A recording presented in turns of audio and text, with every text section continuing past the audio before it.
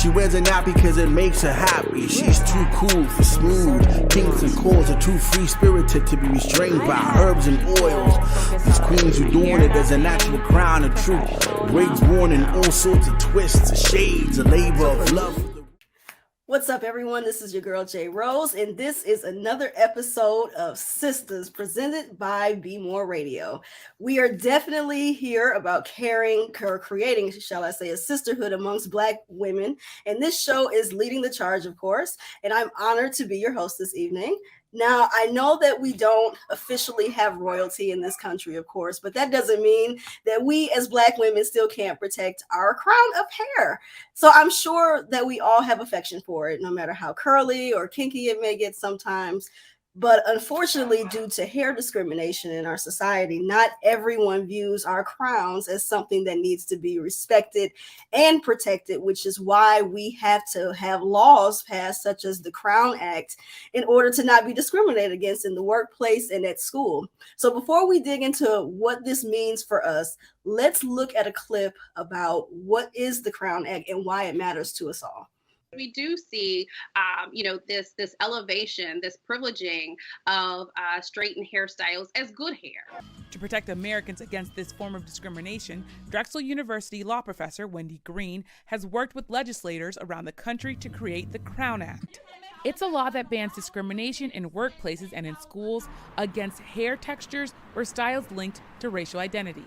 It really clarifies that natural hair discrimination in all forms constitutes race discrimination. Our hair has nothing to do with our competencies and our qualifications and our abilities, and therefore shouldn't have anything to do with whether or not we're afforded employment opportunities or we should be included in certain spaces. In 2019, California became the first state to pass the Crown Act. Since then, 7 states have followed California's lead, in addition to a handful of cities and counties. I rise in strong support of H.R. 5309. A federal version of the Crown Act passed the House of Representatives last fall, but stalled in the Senate. Green says part of the challenge is getting others to see the realities of hair discrimination. So that's really great that Congress is taking up the cause here on the Crown Act. And speaking of Congress, I have the honor and privilege of introducing our next guest, our first guest, shall I say, who has proudly represented in Michigan's 14th Congressional District. So please welcome the Honorable Congresswoman Brenda Lawrence. Hello. It's a pleasure to meet you. Thank you for being with us. And I understand you have roots in Detroit. So yes. This is a homegirl to a homegirl. Yes. Yep, we're over here holding it down just like you holding it down over there in Congress. So thank you for being with us. So I'll be completely honest here. Up until maybe a year or two ago, I never knew that there was a movement or such a thing as the Crown Act. I knew about it on a personal level, but I did not know it was a much broader thing going on. And so let alone that it was passed in several states already. And so it's sort of sad, right, that there has to be a law that protects that protects against hair discrimination in several states already. And so I personally think that hair has nothing to do with personal performance or how well we are at our jobs. And that's just an opinion, but I just want to ask, have you or anyone you know ever experienced hair discrimination, and why in 2022 in the first place do we need a law that bans hair discrimination against people of African descent? And what type of hairstyles are covered under the Crown Act? So I just want to give some historic perspective to it. So I am a child that grew up in the 70s, and, afros and, big afros were the thing. And it was during that time of civil rights and where we were really using our voice, and our hair became this symbol of pride and almost protest. And we were demonized because of that. You weren't allowed to do certain things because of your hair.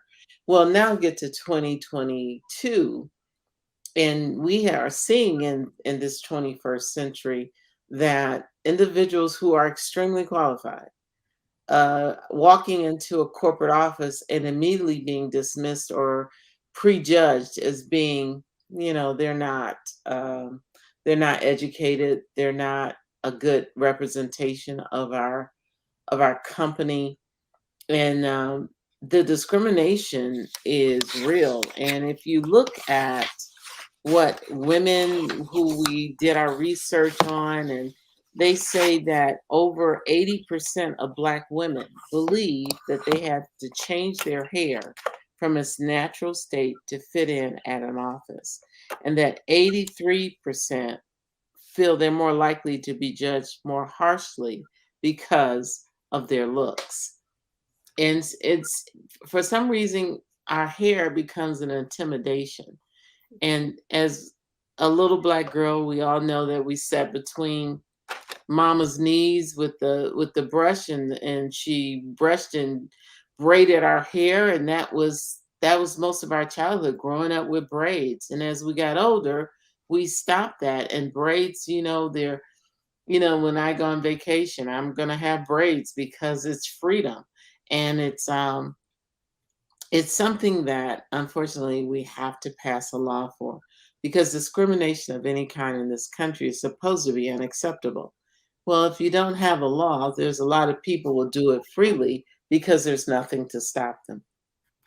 Absolutely. And you're taking me back right now to being in your mama's lap on the knee. Definitely. And braids do mean freedom for a lot of us, because yes, that was the only way I could ever go swimming, is if I ever had braids.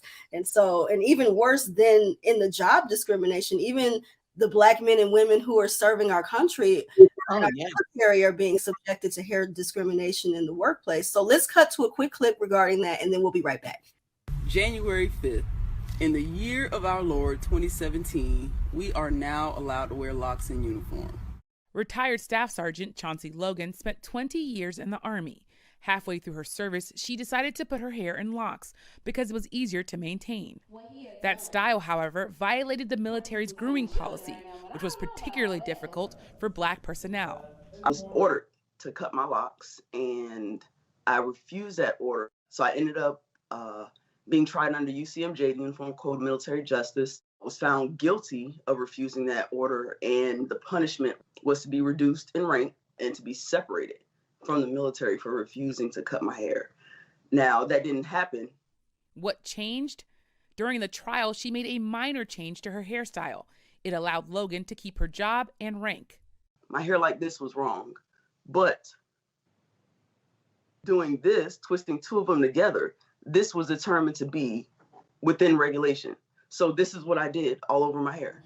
In 2017, the Army removed its ban on locks, but Logan still remembers how the scrutiny made her feel. That is the worst experience I've had of my 20-year career. I was in the Iraq invasion, 2003, deployment, Afghanistan. We're trained to prepare for war. Nothing could prepare me for this. But despite these ongoing fights, people like Chauncey Logan and Brittany Noble are confident that times are changing, whether in the workplace. My fight is one of thousands. I feel that we feel seen and heard now. It's taken way too long, but we're here.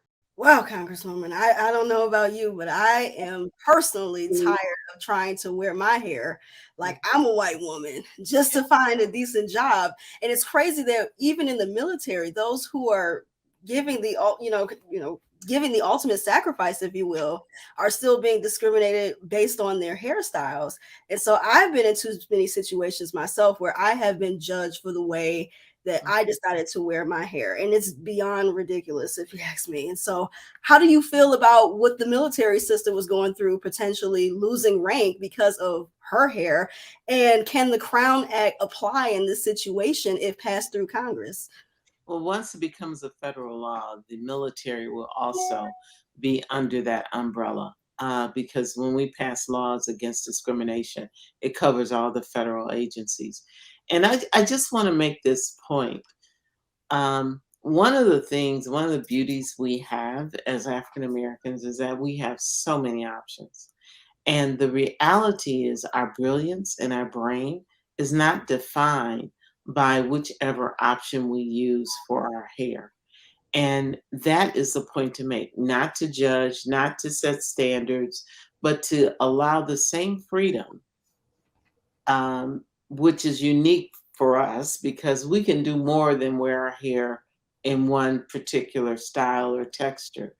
And sometimes when things are different from the majority, they have a hard time embracing it. So this is about the diversity of a Black woman.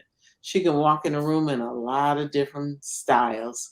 And I find it amazing and one of our blessings, because some people talk about the texture of our hair as being a negative, but it is amazing because I can come in and embrace you with this brilliant mind and opportunities I've been able to give it, and my hair may change, but it doesn't change me. I love that. So it's a lot to take in, and I'm learning so much, and this is super informative to have sisters out here that are going through similar situations, that we're in this together, as she said at the end of that last clip. So Congresswoman Lawrence, we here at Sistas would love to thank you for your service in fighting the fight in Congress. And before we let you go, we want to briefly know, are there any significant congressional updates that we need to be on the lookout for going forward? Yes, I want you to know that we have not walked away from the Voting Rights Act. It is a battle, but it's a battle worth having. Additionally, today, we are debating still the appointment of one of the most qualified human beings to be before us, to be confirmed as a Supreme Court Justice. And she is a Black woman. And we are going to fight this fight. We're not going to walk away from it. Whatever they throw at us, we are going to hit it back. And we're going to win this race and have history reflect that the United States of America, even in the 21st century, embraced the talents and recognized and confirmed a Black woman to serve on the Supreme Court. And I tell you, that's a sister that is worth rooting for. I'll tell you that. And one thing about us sisters is that we are all in this together. And so you come for one of us, you come for all of us. Okay. That's right. So once again, go ahead. Was there anything else that you want to mention? I walked into, when I was there sitting in the audience watching her hearing and had an opportunity to speak to her, my message to her was, be strong. I know this is hard, but what you're doing is opening the doors for generations of Black girls who have not had the opportunity. But when you sit on that Supreme Court, it just opens the door for so many. And sisters, Black women, we get that. We know so often many of us are still the first in the 21st century, and we're gonna keep kicking those doors open like Kamala Harris and many more. And just like she said, I may be the first, but I will not be the last. Yes. Once again, big thank you to Congresswoman Brenda Lawrence, and we definitely would enjoy the opportunity to have you back with us, and we will go to a short break, and when we come back, we'll be right back to the conversation while we protect our crowns right here at Sistas on Be More Radio. Thank you. Thank you. Bye-bye. I've been told it's too big. I've been asked, is it real? I've been told there is too much. I've been told it blocks people's view.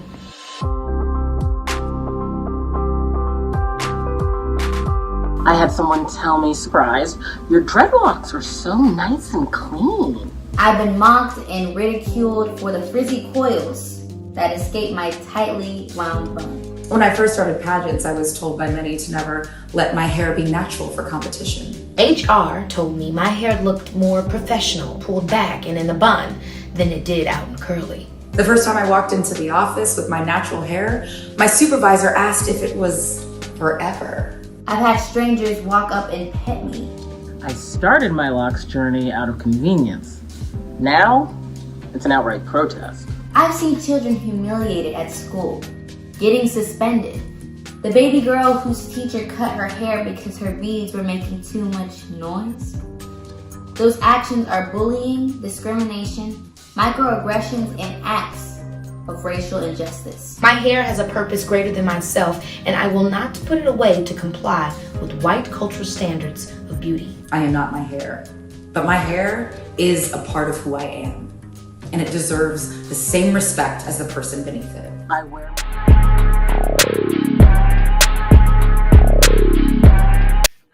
What's up, Queens? Welcome back to Sistas right here on Be More Radio, where we continue to protect the crown. And speaking of crowns, our next guest is creating a whole hair movement to promote the fact that we rock dope hair. And she is a part owner of Sweet Potato Sensations Bakery on Detroit's West Side, along with her parents and her sister. She's also the founder of the natural hair group EttaFLYY 17. And now what started out as just a meetup to promote natural hair has turned into an all-out celebration with the annual We Rock Dope Hair experience. And so I'm so excited to be here with none other than Sister EttaFLYY SB Thomas. How you doing, sis? Hey, I'm cool. How you feeling? I'm feeling great. It's really great to have you here with us. So Thank you. what's equally dope here is that you and your sister Jennifer have essentially created a natural hair movement experience right here in Metro Detroit. So could you tell me a little bit about your hair journey and creating the natural hair experience? Because I heard about this and I'm like, where has this been all my life? Because I never heard of it before. This is I know, right? So what motivated you ladies to be the ones to kind of take up the cause in this way? Oh my goodness. I don't know if we got enough time, right? So once again, EttaFLYY SB here. Thank you so much for inviting me here to talk about Naturally Fly Detroit. So we started this movement in 2010. I grew up in a church called Fellowship Chapel where everybody there was wearing afros, locks, bare heads, just all these kind of funky creative styles and hair. And I always wondered, like, could I do that, right? Could I do that? And my mom was like, you can do whatever you want to do. You can wear your hair kind of however you wanted to wear your hair. And so that planted the seed a lot for me as growing up, being able to witness those women and those men rock different hairstyles. And growing up in a culture where you see people, everybody has straight hair, or they're always trying to tame or like do something different to their hair to alter it from its natural or most original state. So, oh my goodness. So we, I'm trying to think like where to go, but just so we have Sweet Potato Sensations, of course, and we were in a small bakery cafe across the street from where we currently are. When we moved over here in 2009, my sister and I were like, we really want to do an event. We just really want to do something. We have the space here. We want to do something around natural hair because that was a common love for us. In high school, I started wearing braids and different things and wearing head wraps, just kind of experienced myself. And when I was in college, I got an opportunity to go to South Africa for the World Conference Against Racism. And there in the water, I took my braids out. I cut hair off my head. I just wanted to be done with all the things that I thought was just not naturally me, right? And so because of that, it started my sister to take her hair out and do something natural. My mother followed. Like our whole family was just like, okay, forget all what we were doing. We're going to go this way.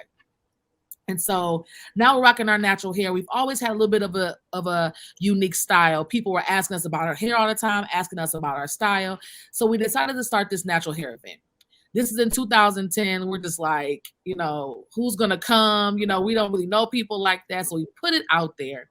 And we put it on Facebook and like at a Facebook events page. And the first event, we had 100 people RSVP for the event. And this is really, I believe, at the right at the moment when people were really questioning like their natural hair, wondering what to do with it, trying out products and things like that. And so we really caught it, if you will, at the right time for us for this thing to kind of take off.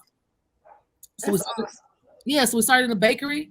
And we had 100 people, and we was like, oh my gosh, you know, I'm in the bakery right now, and where are we gonna fit 100 people? How are we gonna do this, right? And my mom was like, well, what about the kitchen? You know, Black women got their hair fried, dyed, and laid to the side. We could talk about it in the kitchen. And I'm like, this is our brand new kitchen. You want to have people sit in your kitchen? And she was like, yeah, we can push things back, you know, cover stuff up so everything is, you know, safe and cool. And I was like, okay. So that's how it happened. We brought the natural hair event, the first one, to the kitchen. We had a panel discussion in the kitchen talking about natural hair and whatnot. And we had vendors out here in the front. So this was like our mini celebration for natural hair and just encouraging women, Black women, to be who they are authentically, starting with their hair. That is awesome. Nothing short of awesome. I like how your mom said, let's take it to the kitchen, because that's where it all started. I know we all, as Black girls, had to come up at a time where, you know, we had to be in that kitchen, you know, whether it be with the hot comb or with the grease and all of that stuff. And so a little wet rag, that burns. Uh-huh. That's awesome that you actually went to Africa and had this whole experience where it's like, let me free myself of of all of that, and you came back with a whole revelation of like, this is what we need to be embracing. And so I think that's so awesome. And so before we continue on, let's cut to a brief clip and then we'll be right back here to discuss. Okay. For much of American history, naturally curly black hair has been seen wrongly as unprofessional or even dirty, especially in the workplace. At Shell D's salon in Sterling, Virginia, salon manager Toby Mack has seen the impact of that discriminatory thinking firsthand. She says many clients openly worry about being judged if they wear their hair naturally curly. A lot of times when we talk to our clients who are in the corporate setting, most of the conversations are along the lines of, I'm in a predominantly non-black environment, so I can't go in looking like my hair is not being taken care of, because there seems to be that assumption or that bias that if you have natural hair, you're not taking care of it. Still, many black women are abandoning wigs, hair extensions, or chemical straighteners used to change their appearance. Instead, they are embracing natural black styles like afros and braids. It's an art. It's an art for sure. It is. And many black men, instead of keeping their hair cut short, are growing it longer and getting locks. For Anwar Taylor, he's hoping to make a professional statement. I initially made the decision to grow my hair out of necessity, since all the barbers weren't able to cut our hairs last year. But then it got to a certain point where I was switching careers, and I wanted to sort of change stereotypes of like, what does a therapist and what does a black therapist look like? But Taylor says he also understands his new hair could make him the potential target of police harassment. I definitely do have concerns about safety when it comes to, my locks. If you see somebody with dreadlocks or cornrows, or in your mind what's considered wild hair, you're seeing somebody who's poor, somebody who is potentially dealing drugs or up to no good. You're seen as somebody who is less than. All right, so let's dig into things here. So we rock dope hair. Yeah. I know we rock dope hair. And as I mentioned to Congresswoman Lawrence earlier, that it's ridiculous, that we have to kind of go through these hoops just to have acceptance for something that naturally grows out of our hair. Right. And so, and to be universally accepted in mainstream society. So with the clip, what are your thoughts on the clip as it pertains to how Black people have to navigate their natural hair journey in America? I mean, everything they said was true. I mean, these are things we experience. These are things people in corporate spaces are thinking. They're wondering. I don't know. I guess I have more of just like, I just want people to be themselves. I just want people to show up as themselves. And I love how Anwar said, I want to change the narrative of what ... looks like. And I really appreciate him taking that step, even though there is a little bit of fear on both sides where I could be perceived as this, I could be perceived as that, but I want to change the narrative to what it looks like. And I think it takes each and every one of us taking these small steps to change that narrative. I show up, I love being a permission slip and allowing people to show up or giving them space to show up as themselves. Even being a business owner, I'll employ people and they'll say, well, can I wear my natural hair to work? Can I wear a twist out? Can I wear afro? And I'm like, yeah, we're in the food space. You got to cover it up, of course, with a net, but please feel free. And so there's definitely truth to what they're saying. And I've done that before when I've worked additional jobs. I've maybe adopted to have a certain hairstyle when I went in for the interview, but when I got the job, then I went back to more of myself.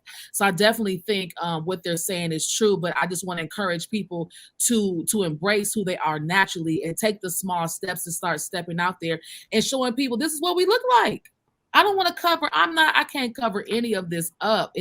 This is me, and what grows out of my head naturally should be okay. It should be enough, or even really more than enough. It should not have to be tamed and slicked out unless you want to. That's part of our magic, right? To be able to change hairstyles, ebb and flow, and do whatever we want to do. So I don't know. I have all these mixed feelings about that because I feel very passionate, but I'm also fortunate too that I'm a business owner and I can kind of create my own narrative for myself. And I know that's not always the truth with some people's experience. It's like they don't feel like that. Even in the school place, even in sports and schools, it's like she can't wear braids, you can't do this. And it's so bizarre to me. It is so bizarre that we as a people have been made to feel like what we are naturally, all our beauty, melanin, lighter melanin, darker melanin, kinky hair, wavy hair, whatever the case is, bodies, our actual physical makeup of our bodies does not fit, and it's not okay. Definitely. And I've totally been guilty of that, what you just mentioned about wearing one style of hair at the interview and then wearing a different style of hair once you get the job. And then you kind of play mental ping pong with yourself where you're like, why did I even have to do that in the first place? Like, why? I mean, India, I said it best. I am not my hair, but why can't that just be a part of me and not define who I am to other people who may make assumptions about that? And so I'm definitely with you there as far as feeling acceptance for something that we don't control how our hair naturally, sprouts out of our hair. So why should we have to adjust what comes natural to us to make other people feel comfortable when there's nothing to be bothered about in the first place? Right. And so we definitely salute and support your hair journey, sis, and willingness to create an experience for other sisters as well. So before we close out, do you want to let us know about any upcoming events or opportunities or how folks can be able to support what you're doing? Most definitely. So they can definitely join our Facebook group. We have a group on Facebook called EttaFLYY Detroit. EttaFLYY Detroit. Fly always has 2 Y's. It's in honor of me and my sister and me and my grandfather. My sister that used to collect fireflies in the backyard. We are children. I believe that beautiful things come from our grandparents. They edify us, they build us up, and they help us be the human beings that we are right now. It takes a village, okay? And so EttaFLYY Detroit on Facebook, on Instagram as well. You can reach me 313-454-1840, 313-454-1840. Let me see. Also at Sweet Potato Sensations, come in here if you have any questions. We're going to be doing our large event again next year. Our venue this year didn't want to do any large events with respect to COVID, so I appreciate that. So we want to be able to do things safely. And so we'll be doing a huge natural hair event. EttaFLYY Detroit presents We Rock Dope Hair, a natural hair experience. We have vendors, we have artists, we have conversation, we have panel discussions. It's all about the encouragement and edify. We got to edify and build up how we present ourselves to the world, starting with our hair. So awesome. And I think it's such an inspiration to see sisters out here doing it for themselves. And so we want to thank you for all that you do, as well as our other guest, Congresswoman Brenda Lawrence, for fighting the good fight for natural hair up in Congress. So next week's show, everyone, is going to be about the VJJ Diaries. Yes, I said VJJ Diaries, where we will be discussing feminine hygiene and our special relationship with our lady parts as sisters. And so we thank you, sis, for joining us, and we thank all of you for another session of Sistas right here on Be More Radio. She wears it not because it makes her happy. She's too cool for smooth. Pinks and calls are too free-spirited to be restrained by herbs and oils. These queens who doing it as a natural crown of truth.